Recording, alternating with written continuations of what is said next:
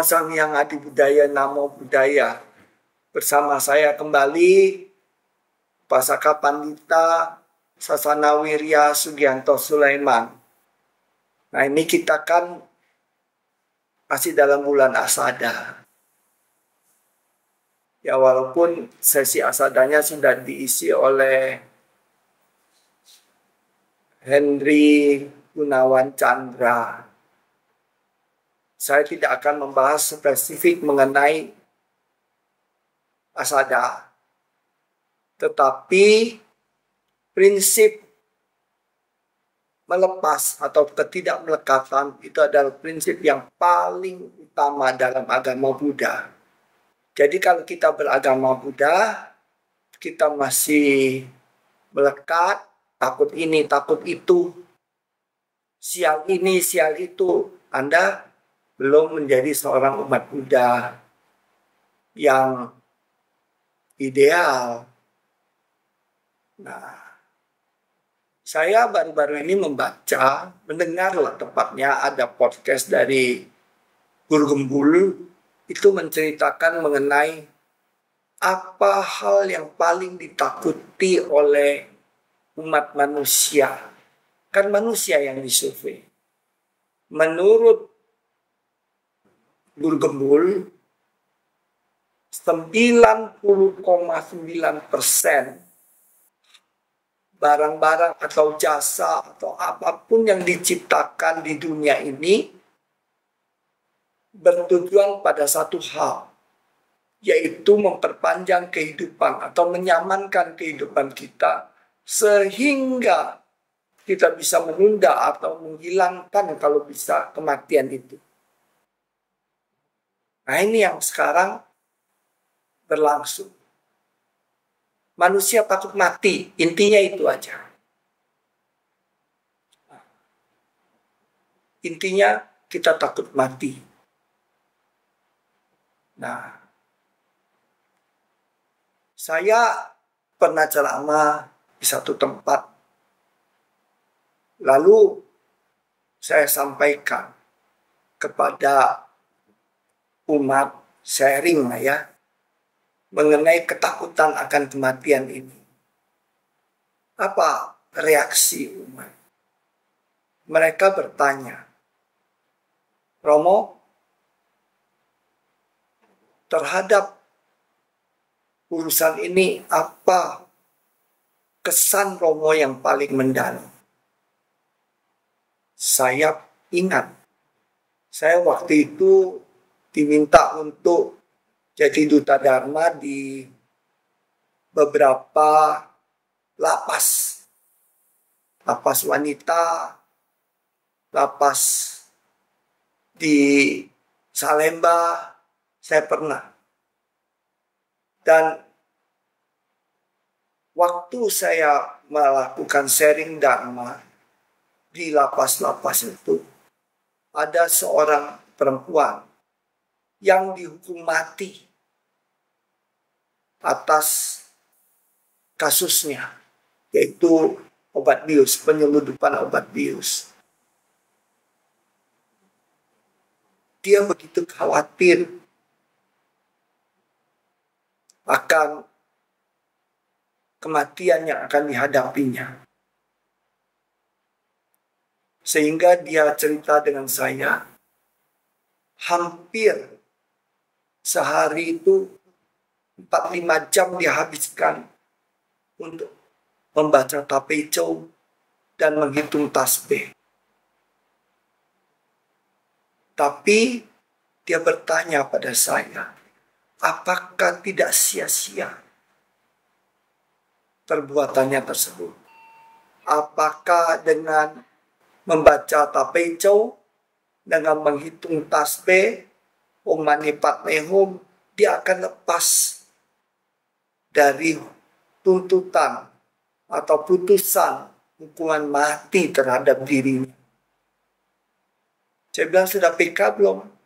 Dia bilang PK sedang diajukan.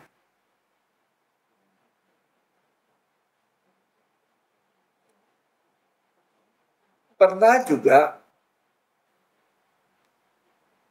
seseorang yang menjalani hukuman mati berkomunikasi dengan saya. Dia bilang, Romo, mungkin tidak lama lagi saya harus menjalani hukuman mati. Apa yang mesti saya lakukan? Saya bukan seorang Buddhis. Saya bukan penganut salah satu agama yang loyal. Saya penjahat. Saya sudah ditetapkan hukuman mati. Tetapi bagaimana saya harus menjalani kematian ini? Saya bingung. Seorang penjahat besar ketika menghadapi kematian, dia bingung. Saya bertanya kepada yang bersangkutan, seandainya Anda di luar, apakah Anda akan menghadapi kebingungan ini? Dia bilang tidak. Saya tahu apa yang harus saya lakukan.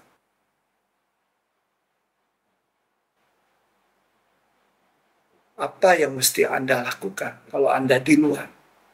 Ya saya akan hidup bersenang-senang. Saya akan menjalankan bisnis ini sebagaimana biasa. Cuan gede dong. Hidup saya nyaman. Saya tidak sanggup untuk menyampaikan kepada yang bersangkutan bahwa hukuman mati itu adalah suatu berkah untuk dirinya. Karena kalau tidak mati, dia bebas di luar, dia akan menjalankan bisnis haramnya itu dan dengan leluasa, sehingga dia akan menyebabkan kematian atau penderitaan begitu banyak manusia. Tapi saya berpikir, kalau saya sampaikan, dia pasti memarahi saya, dia benci dengan saya. Jadi saya cuma menyampaikan begini.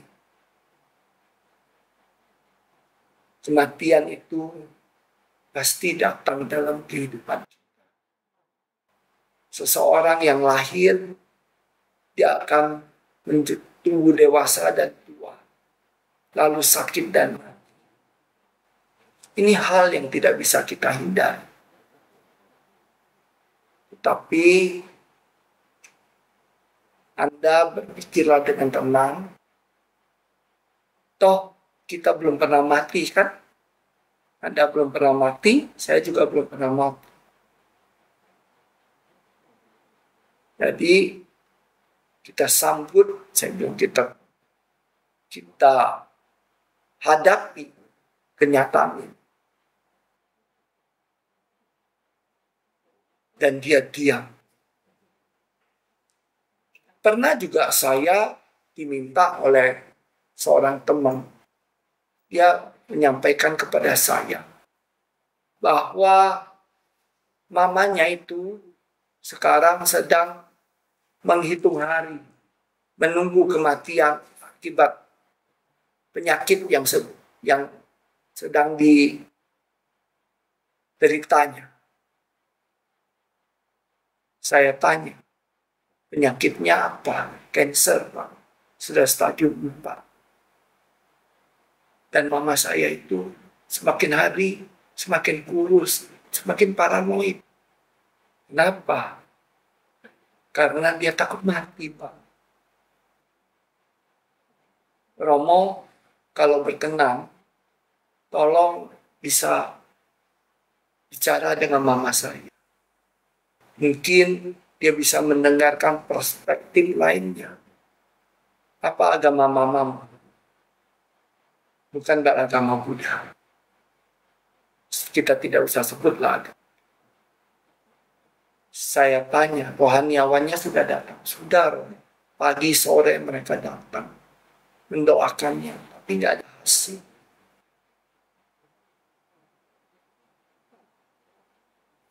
Baik, saya bilang, saya akan memenuhi permintaan Anda. Asal mama Anda juga bersedia menerima saya.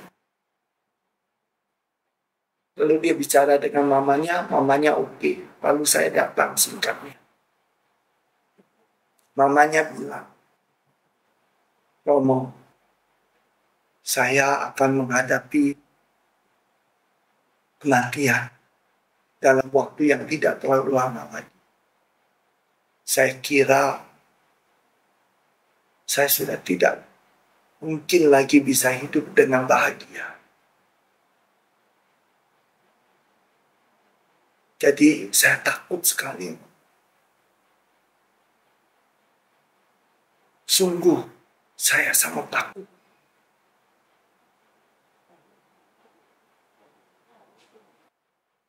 Ia sudah biasa mendengar kata-kata sabar. Ia sudah selalu mendengar kata-kata Tuhan akan memberkatinya. Ia selalu mendengar tidak ada yang tidak mungkin bagi Tuhan. Mujizat akan datang segala macam. Tapi sampai detik ini, menurut anaknya, apa yang dijanjikan itu tidak pernah terjadi. Dan dia merasa sangat kecewa. Romo Sudi akan sampaikan. Saya bilang, sebagaimana saya juga ngomong dengan orang yang tadi mau menjalani hukuman mati, kita tidak mungkin menghindari kematian. Lahir, dewasa, tua, sakit dan mati, itulah hal yang fenomena yang harus kita hadapi. Bahkan para suci pun, nabi dalam agama apapun, pasti menghadapi.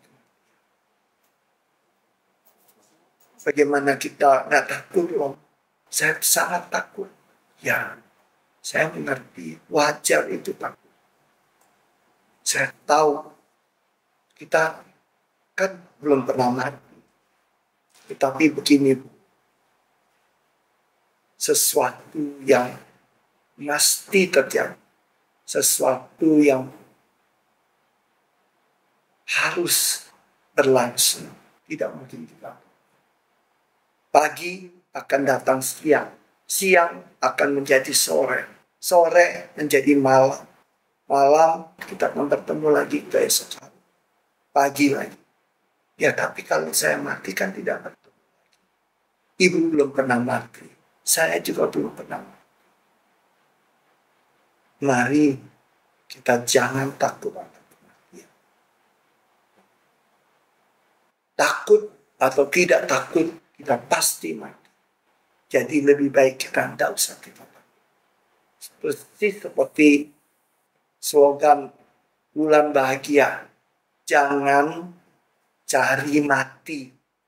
Jangan pula tunggu mati. Tapi jangan takut mati. Kebahagiaan kita gunakan untuk mengisi kehidupan kita. Berapapun waktu yang kita punya. 1 jam, 10 jam, 100 jam, atau berapapun waktu yang kita punya. Isilah dengan karma baik dan kebahagiaan. Demikian dari saya, Pasaka Pandita Sugianto Sulaiman. Namo Sang Hyang Adi Budaya, Namo Buddhaya.